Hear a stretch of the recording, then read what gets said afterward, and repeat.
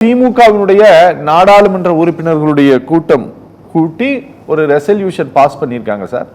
இது இந்த மாதிரி இவர்கள் எம்பிக்களை வைத்து கூட்டம் கூட்டி தீர்மானம் போடுவது அப்படிங்கிறது இது இரண்டாவது முறையாக நடந்திருக்கிறது சார். தென் மாநிலங்களுடைய நலனை மையப்படுத்தி இப்படி ஒரு தீர்மானத்தை இவர்கள் எடுத்திருக்கிறார்கள். இதை தமிழ்நாட்டினுடைய முதலமைச்சரும் முன்னெடுத்திருக்கிறார் அனைத்து கட்சி கூட்டத்தை கூட்டி. சார், இது ரொம்ப அவசியமான இந்த நடவடிக்கை அப்படின்ட்டு திமுக சொல்கிறது. இதற்கு பிற மாநிலங்கள்ல இருந்து ஆதரவு கிடைப்பதற்கான வாய்ப்பு இருக்கா சார்? வேறு வழியே இல்லை. சத்யம் டிவி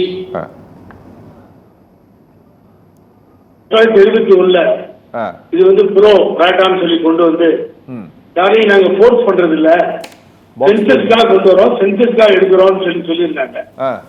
அப்புறம் பாத்தீங்கன்னா 71 முடிஞ்சது. அப்புறம் வாஜ்பாய், அடல் பிகாரி வாஜ்பாய் அவர்கள் 2004ல 30 வருடம் கழிச்சு நடுவுல ஃபேமிலி பிளானிங் ஸ்கீம கவர்மெண்ட் போர்ஸுக்குள்ள கொண்டு வந்தது உங்களுக்கு தெரியும். அதனால 2004ல வாஜ்பாய் ஒரு உத்தரவாதத்தை கொடுத்தார். சென்சஸ் முடிக்க முடியல, எங்களால் எடுக்க முடியல, இன்னொரு 25 வருஷம் இதை பத்தி பேச வேண்டியது இல்லைன்னு சொல்லி சொன்னார். அந்த கணக்குப்படி பாத்தீங்கன்னா 2026 வருது. அப்ப 2026 வரும்பொழுது 2% வெரி இம்பார்ட்டன்ட். இப்போ வந்து மக்கள் தொகை அடிப்படையிலா தொகுதிக்கான அடிப்படையிலா அப்படிங்கிறது 2 கொஸ்டின் எழுது. அது வந்து ஹோம் மினிஸ்டர் வந்து ஒரு குழப்பத்தை உண்டு பண்ணி 2ல தெளிவா ஒண்ணுக்கு பதில் சொல்ல. ஆனா அண்ணாமலை என்ன பண்ணிட்டாருன்னு கேட்டீங்கன்னா, இது வந்து தொகுதிகள் அடிப்படையில உயருமா இல்ல மக்கள் தொகை அடிப்படையில உயருமான்னு கேட்டப்போ மக்கள் தொகை அடிப்படையில தான் உயரும்னு ஹோம் மினிஸ்டர் சொல்லி, சரி தொகுதி அடிப்படையில தான் உயரும்னு அண்ணாமலை சொல்லி ஒரு சின்ன கன்ஃபியூஸ் ஆகி விடுங்க. அண்ணாமலை விடுங்க, ஹோம் மினிஸ்டர் சொன்னதான் நம்ம எடுத்துக்க முடியும். அப்படி மக்கள் தொகை அடிப்படையில தான் இது உயரும்னு சொன்னா இந்த பர்த்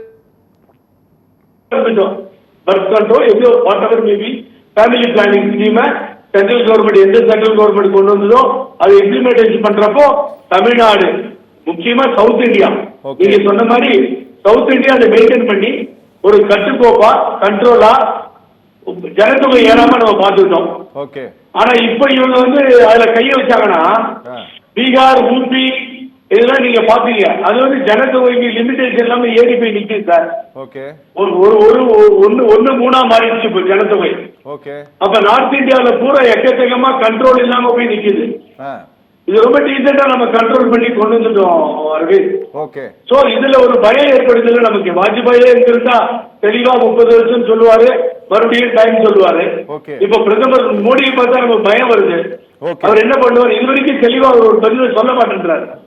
அதுக்காக தான் அந்த தெளிவான பதிலை பெறுவதற்காகத்தான், இப்படி ஐடக்கூடாது நாளைக்கு என்பதற்காகத்தான் தமிழ்நாடு அரசு அனைத்து கட்சி கூட்டத்தை 5ஆம் தேதி கூட்டி முதல்வர் தலைமையில எல்லாரும் சேர்ந்து இதுக்கு சப்போர்ட் பண்ணியிருக்காங்க.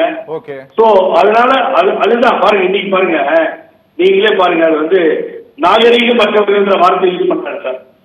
சென்ட்ரல் மினிஸ்டர் முதல்ல பணத்தை கொடுக்க முடியாது, ஒரே கல்வி ஒரே திட்டம். நம்ம இவ்வளவு பெரிய பணத்தை கையில வச்சுக்கிட்டு கொடுக்க மாட்டேன்றாரு, நியாயமானு சொல்லி 2150 கோடியை கையில வச்சுட்டு இப்படி பண்றாரு, நியாயமானு சொல்லி எல்லாரும் கேட்டோம்.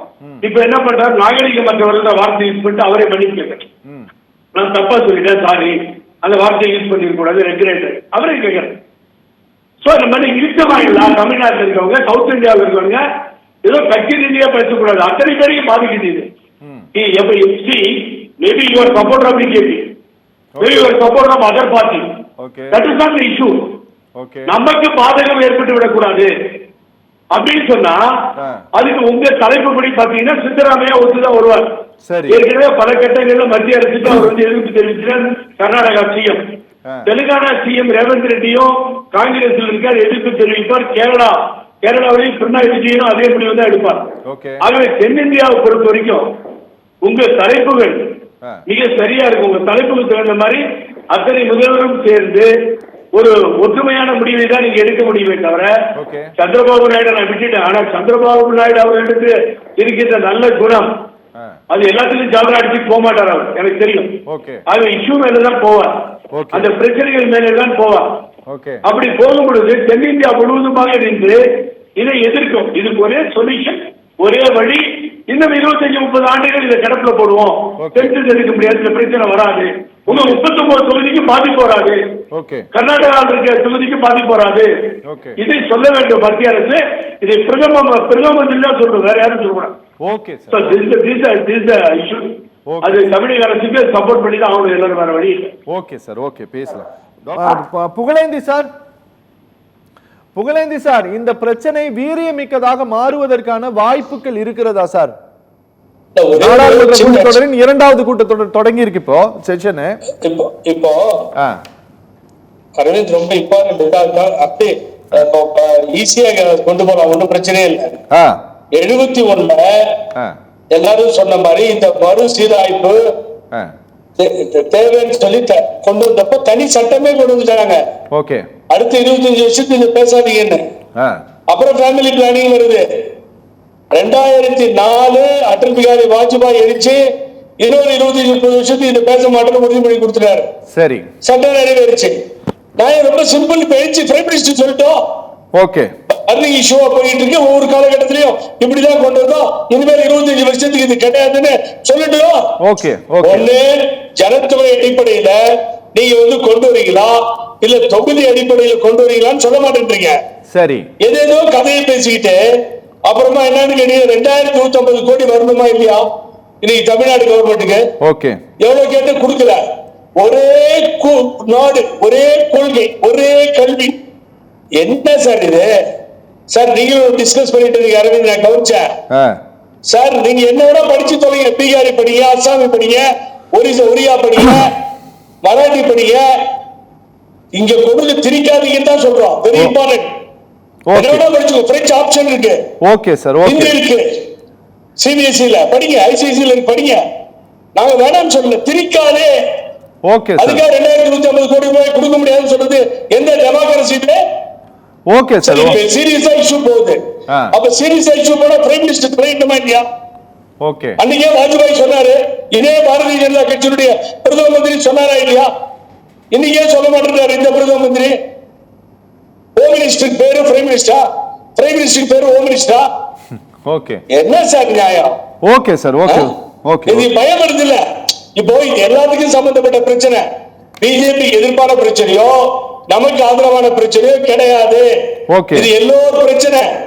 ஒரு 100 நிமிஷம் பிரைம் மினிஸ்டர் சால்வ் பண்ணலாமே. அடல் பிகாரி வாஜ்பாய் மாதிரி இந்த 25-30 வருஷத்துக்கு பேசாதீங்கன்னு சொல்லாமே. இதே வேடிக்கை பாக்குறீங்க, திமுக மேல குறை சொல்றீங்க. ஓகே, ஆகவே வேற வருமுன் காப்போம். வெள்ளம் வர்றதுக்கு முன்னாடி தான் அணையை போட்டு தடுக்கணும். வேற வழியில 26ல வருது.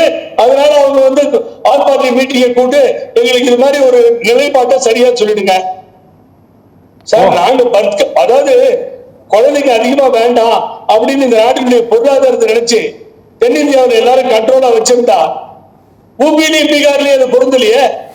ஓகே சார், ஓகே, பேசலாம்.